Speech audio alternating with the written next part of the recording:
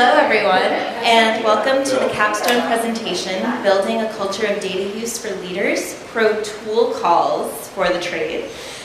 For this session, we're excited to hear from Alyssa Reinhardt, a Senior Data Analyst with Syracuse City School District, Sean Bergstresser, the Director of Data Strategy with Tulsa Public Schools, and Kelly Branneman, an Associate Superintendent with the Archdiocese of Washington. Please join me in welcoming Kelly, Sean, and Alyssa as they share data protocols that facilitate the analysis and interpretation of data and the procedures for making decisions and taking action through goal setting. Thank you. I'm on. Am I on? Yes. I am on. Thank you. Good afternoon. You're enjoying desserts, I see, and some coffee. We're proud and very excited to share a little bit of our work in the area of building the capacity of our leaders, both at the district and site-based levels in the use of data. We're excited you're excited about it also. We're going to really implement a working session today, so it's important that you're sitting in rounds and with a group, because we'll be working through two different types of protocols that support consistency of data use both at the site and our district levels. Sean is from Tulsa Public Schools. I'm from the Archdiocese of Washington Catholic Schools in Washington, D.C., and Alyssa is from Syracuse City District. And one of the first things we had to do is think about, why were we together, right? Why the three of us? And we are at the I say diocesan by culture, so excuse me. We're out at that district level, and we have the responsibility of supporting not only our leaders within the district level, but also our site-based principal leadership in continuing the use of data and supporting our use to impact change and our use to grow and improve in our schools. So some more formal introductions, we're going to briefly talk a little bit about our capstones and the work we're specifically doing in our regions. Thanks, Kelly. We're also together because we like each other and thought we were a good group, but we had to sell that to you guys to make sure you knew. I also apologize for this slide. My face will only be up there for about 30 more seconds. But in short, I won't read this to you guys, but about a year ago, we launched a new strategic plan in TPS, and we had a really important opportunity to actually start aligning our initiatives, begin tracking implementation and results and outcomes. And we had an obligation to figure out what meeting structures, what protocols could we put in place to more regularly talk about our performance. So some of the bullets up there are kind of highlights. None of that happens in isolation. It's not just me doing that. It's a lot of team members of the district coming together and deciding that we wanted to try and get better. So excited to get some feedback from you guys that are today. All right, this is me, Kelly, again in the Archdiocese of Washington. My colleagues are in the back corner. One specifically is LaShawn Quander-Mosley. She and I are the first Catholic schools to enter into the Fellowship of Harvard, so we're very excited by that. And we're excited by the work and growth that we're doing to support our leadership team and our schools in the area of school improvement. We have a decline in enrollment in Catholic education, and in the Archdiocese of Washington, we have declined that enrollment over the past 10 years has dipped about 13.8%, and we've closed 17 schools over that 10 years. And we have a superintendent who says we are not closing any more Catholic schools in the Archdiocese of Washington. And so the strategic planning process that we're utilizing has been the past 18 months of my life, but it's connected to my capstone work, which is a part of the implementation of the strategic plan across the entire diocese, but also connecting that our 55 schools in the Archdiocese of Washington have local plans that are aligned to the same priorities. And so that's my capstone work and the work of building that data capacity along with LaShawn and all of our leaders in the Catholic Schools Office to build the resources and tools that make our leaders at the site-based level effective in use of data in multiple areas outside of academic excellence. Catholic identity, which is for us very important, academic excellence, our operational vitality, budgeting, enrollment management, and our governance structures, which are different, and we're looking for new resources and new ways of leading our schools. And in Syracuse City School District, we're rolling off of a previous setting up for the next one. However, our previous strategic plan was really more at the 10,000 foot level. It was more like an implementation plan, and then it had some like big, graduation rates and a few key metrics that really didn't translate down to like what buildings were actually doing. And so we had a lot of disparate data sources. So we're really working on not just connecting data sources and being able to report on those, but creating consistent metrics and reporting standards so that we're all speaking the same language. So it's kind of, we're calling it the chicken and the egg, because before we get to the actual strategic plan, we're kind of doing the strategic plan from the ground up, so to kind of align everyone around those. So this is some of the stuff that we're working on, and the protocols, why we're all here together, we're all talking about strategic planning, but mostly about structured conversations around data. So looking at the big picture again for the three of us, the data-wise cycle, the Archdiocese of Washington, we really are identifying ourselves right now and building that capacity and that data literacy. The first protocol you're going to see from Melissa in Syracuse is really that analytical deep dive with regard to what she's implementing so that there's consistency across her sites in looking at data in a more intentional way. And then it connects to the work Sean's doing in Tulsa, which is really about the end of a strategic plan and how to continue to monitor that progress in different departments within the school district. Are you ready? All right, let's go. Okay, so first thing really what we want to get you guys to get out of the session is so learn from what we've done so far in our experiences, so we get to share those with you. We want you to actually go through the protocols so you get experience, and also it's great for us because we get feedback. Like, we've been doing these within our districts, and, but it's really great to have external people use them and give us information. So I'm gonna. That's really what we get out of this. So like Alyssa said, our promises to you are you're going to leave here with some actual copies of protocols that you can take and adapt. And we hope you get value out of it, but we also, selfishly, really want to get value out of just watching you kind of talk through these and getting your information. Given that, a lot of today is going to be talking at your tables, and we want to give you guys an opportunity to switch the next slide to just introduce yourselves. Talk about why are you here. We're asking that in a very friendly way, not a threatening way, why did you come to our session? But what are you hoping to get out of this?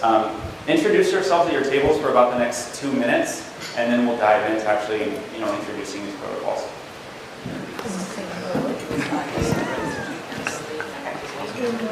Okay, so wanted to give you a little bit of context. Again, part of this is we're sharing lessons learned, our experiences. So Syracuse has been doing so much work to become more data-driven. We're building this data warehouse, Tableau dashboards. We've got something called School Stat, which is we do 5 times a year. We get buildings together, and they each get a data memo, which is it's common metrics on all of your bag data. And so the schools get in their cohorts with their assistant superintendents and selected people from central office who go and we talk through what the data looks like, they have to set goals and create progress monitoring action plans.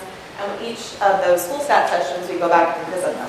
We also have 4 data coaches that go into the buildings and help the buildings actually dig into the data memos. And one of the, we have a data protocol, or we've been using a data protocol, but one of the things that we really struggle with and has really come out of this work is that when we talk about data literacy, we usually think about interpreting graphs, and that's one of the struggles. But more often, it's actually being able to have conversations around data is the bigger piece that we were missing. So we had this really great data protocol that started with find 2 common data points and 1 distinct data point. And then it would try to go into a root cause analysis. And one of the things that the buildings really struggled with is they just started asking for more data. And so they would have a 100-page data memo. So we never really got to the big question. We lost a lot of the goals that the buildings had set were about something really random that the they found something in the data memo somewhere. And so the action plans didn't always align with those, and so we've been working on kind of revamping the data protocol. And for those of you who are in program evaluation, it's more aligned to kind of a logic model. So starting with like, what's the big picture? What is your desired state? Moving into when you're at your desired state, what does that look like? What is so setting your targets. Then getting into the root cause analysis. And one of the things we loved from our previous data protocol was the focus on beliefs, policies, and practices, and actually making sure that you cover all of those when you're talking about root causes. And then directly connecting your activities to the root causes. And then progress monitoring and kind of actually closing the loop around this. One thing that we also, with the targets and the root cause activities, making that connection, our district is really great about creating SMART goals for efforts. Impact goals that are connected to the activities, that's where we really struggle. So, and something else, so everyone at your should have a building level and a district level protocol.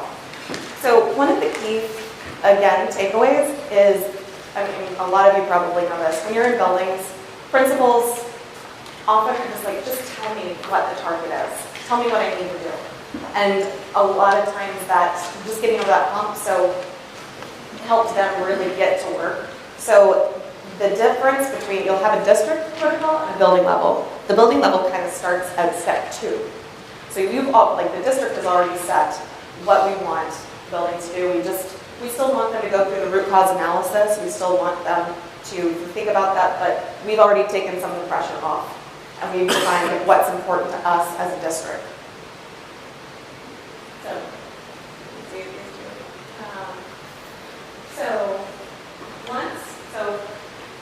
For example, in Syracuse City, we have decreased the number of referrals by about 10,000 for the year as opposed to last year. That's amazing. We've got a new code of conduct. We're doing great things. Disproportionality for Black students and students with disabilities hasn't touched. It's exactly the same. So it's one of those things, we were really hoping in a lot of these full stat sessions that the buildings would realize that this was the key thing to think about and do action on. A lot of times it was more, they would pick something with attendance.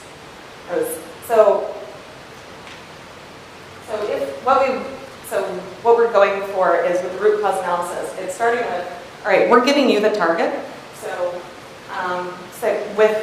We're talking a lot about equity in the district. So for example, one of our targets is increasing the successful completion of advanced coursework proportional to the district population. So working through that, for those of you who, especially cohort 7 fellows, I know the logic trees that John Fullerton helped teach us. Going out, kind of diagramming out. So what is my desired state? If this is my target, what does it look like in my desired state? So a belief that has to occur in my desired state. So if my target is, again, increasing proportionality in advanced coursework, my desired state and belief is all students have to believe that they're able to do that. And then all staff must believe that they're able to do that. So diagramming out a belief, all the possible beliefs that need to occur or need to exist. Also the policies that need to exist for me to reach my desired state, and then the practices. So I'm going to see, you've got a little example in here, and this is going to go towards our first activity. You have sticky notes on your table, and so as a table you can help Syracuse out with reducing disproportionality. You can choose that as your target, but what we'd like you to do is actually go through, pick a belief. You can decide if you want to do beliefs, policies, or practices. If this was your district and you know that the referrals have gone down significantly, but disproportionality hasn't changed. So what is the belief? What are the beliefs that need to be there for us to reach our desired state of 0 disproportionality? What are the policies that might need to be in place? Or what are the practices that need to be in place? So on your tables, we've got different colored sticky notes in case you really want to do beliefs, policies, and practices.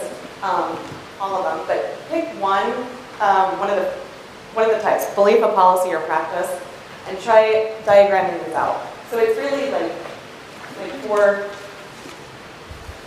when you set your desired state, and then like all of the different things that need to exist in that desired state, and then kind of comparing it to your current state. So if I believe that all students need to believe that they can take advanced coursework, and then comparing it to my current state, which is like all the possibilities. There are some students that probably do think they can complete it. There are students that maybe they're unsure, but maybe that's what the belief is. Or there are students that don't believe. So all the possibilities that exist with that belief. And then moving to the planned activities directly connects to each of those. So what sort of activities for the students who already believe that they can do advanced coursework, how can I continue that and leverage that? So maybe I'm going to have student learning communities to help some of the other students. What students who are unsure, what are some activities that I think could change that belief? And then students who don't think that they can actually do it, what are some activities that can change that belief? And so that's where your planned activities and your targets and your outcomes all kind of align. So we'll take 5-10 minutes. I'll give you disproportionality, help Syracuse out. Yes. So pick a belief, policy, practice. What are those? Help us think through what beliefs or policies or practices must be in place for Syracuse to get to zero disproportionality for students of color and students with disabilities. So, go.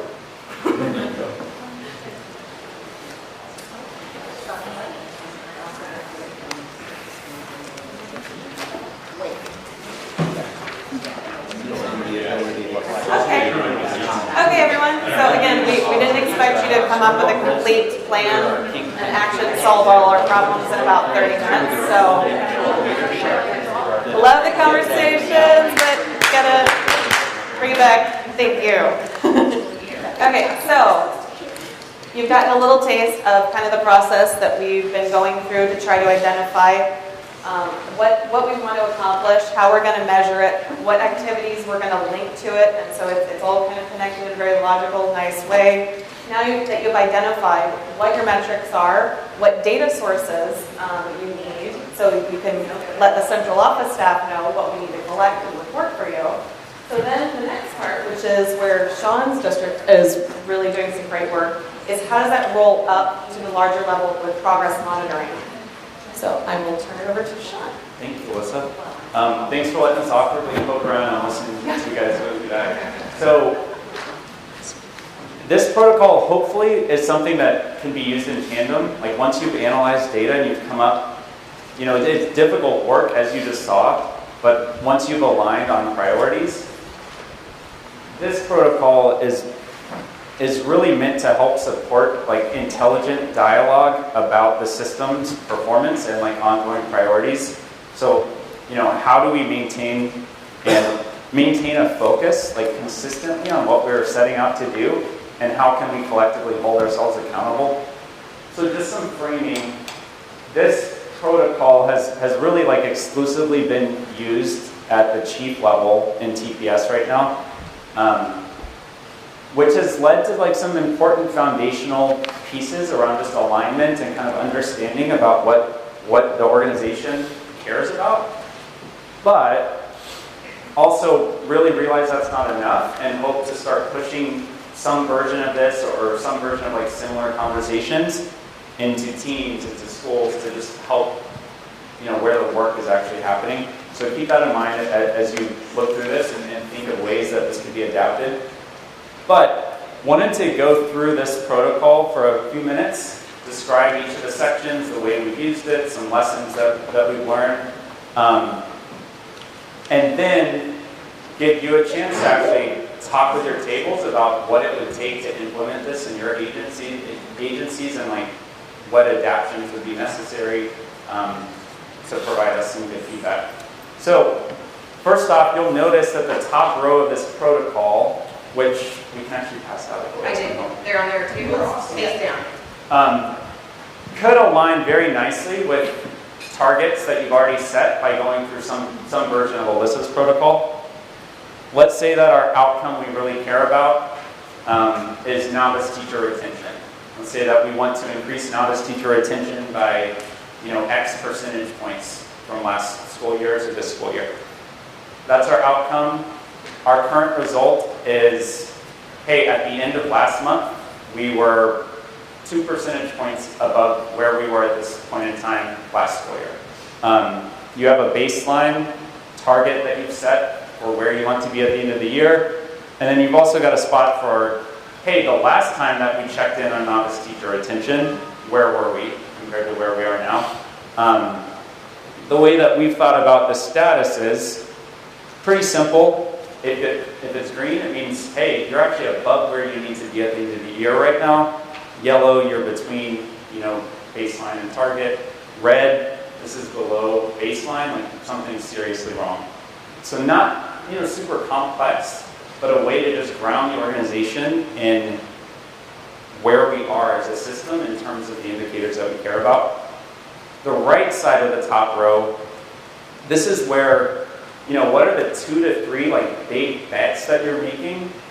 What are those priorities you're carrying out to impact the outcome, and how are those going? So red, yellow, green. The way that we use these is kind of just your gut check as the chief, who's leading that work, how's it going? I think it could be fleshed out to be much more process metric driven. If you've actually set targets around the actions you're doing, you could add those pretty easily. I think some advantages that we've seen already in launching this protocol is that we're increasing focus and accountability. Even if people are very well intentioned and know that they want to achieve something, having a consistent format in terms of how they're updating each other and talking about it helps establish collective accountability. And it also enables us to maintain momentum and continuing to do new things and improve on what we're doing to impact that outcome.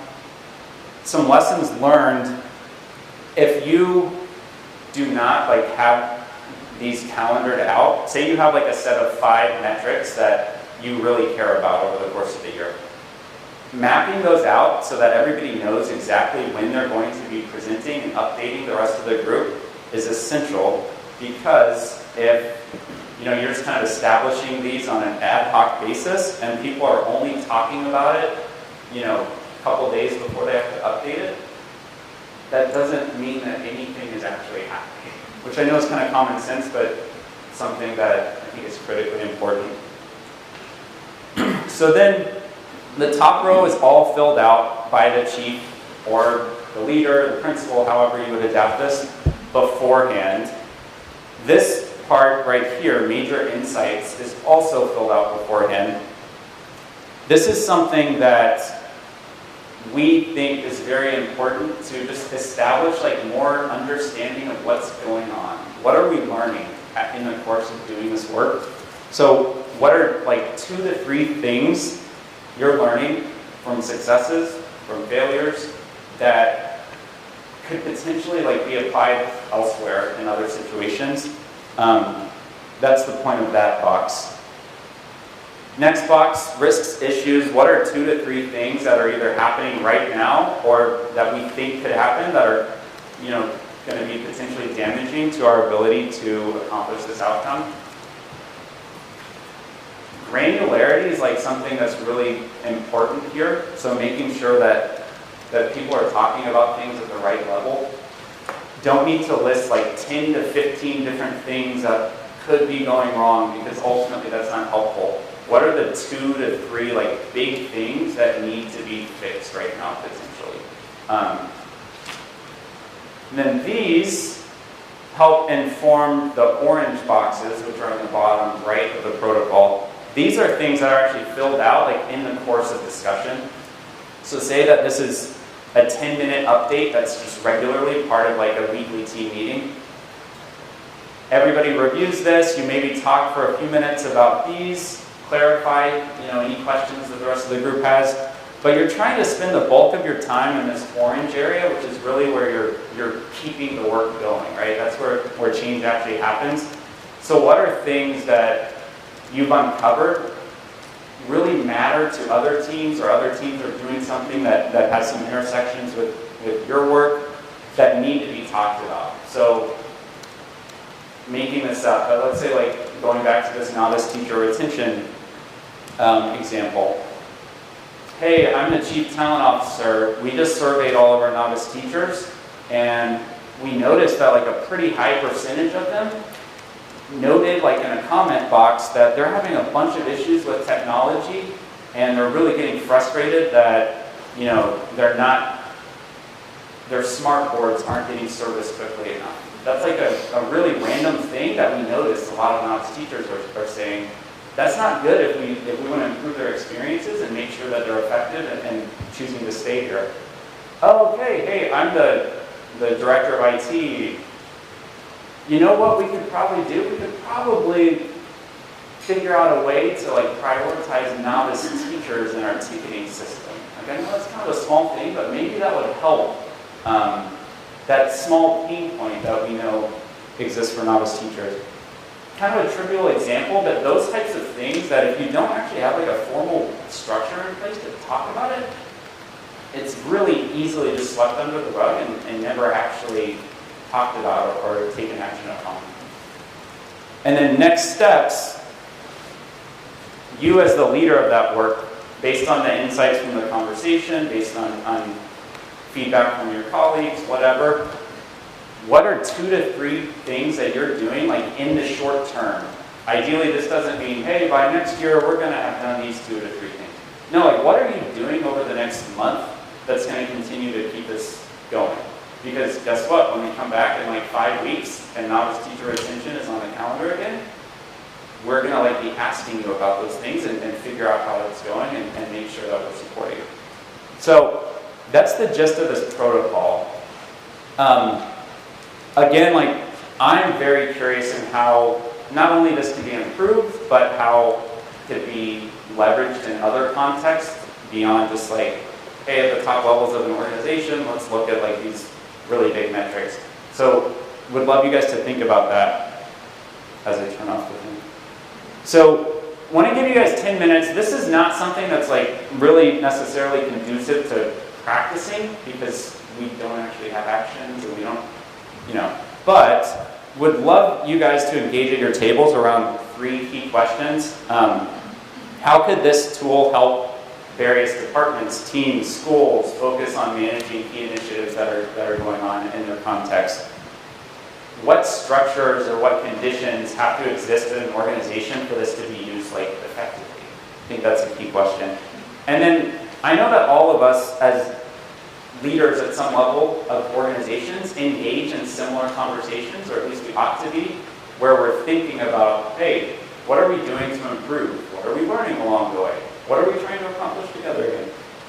What have you learned while engaging in similar conversations at your organizations? So I'd love you guys to think about that and talk with each other for the next few minutes. Just as a heads up, I'm going to give you an exit ticket in a few minutes, and I would love you to actually capture some of your conversations and give us that feedback. So have at it. Thank you. Okay. To wrap up, I did the same thing. I'll add a lesson really quick. Yeah, thank you, Sean. I think it's very difficult to build this organizational muscle where you stay committed. I know that I heard a lot of people talking about that. And to me, that, along with the ability to actually get accurate data regularly, those 2 things have to exist. And you've got to be annoying about it, making sure that it happens, and it's really difficult. We let it slip sometimes too. But anyway, appreciate the thoughts. All right, I'm handing over to Alyssa.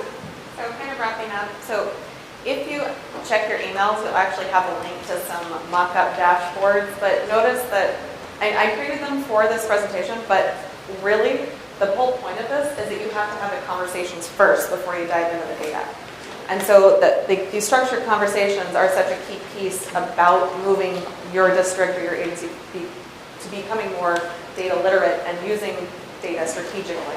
So, and sometimes it helps, like what we've learned is certain conversations, if we've already aligned on like what's actually important to us, how we're going to measure that, and then actually talking about like what the activities are. You know, when we're chasing grants, well, does it really align to what we're trying to accomplish here? Are we measuring that effectiveness? When we're talking about, and even like getting at some of the stuff, particularly around staff beliefs, the logic tree is really great, and I am not asking for like whether or not you agree with it. Let's talk about all the possible scenarios that could exist, and then we can collect data and show you it's probably actually a problem. But having it out there, it takes the blame out. I'm not accusing staff of not having high expectations. I'm just saying it could be something that exists, and so maybe we should do a staff survey and we'll look at it, and then we'll actually revisit this. But that's a planned activity that aligns to it. So that's like, feel free to play with the Tableau dashboards, but I love feedback on them. But again, the whole thing is that making sure that you have the conversations first before you dive into the data. And I think we'd love to know if you would like to, or like if you could see using these things in your district. What you, again, like if you have any additional thoughts on the exit ticket, like what are some issues that you might, or struggles, risks that you might have trying to do this, including like just access to data.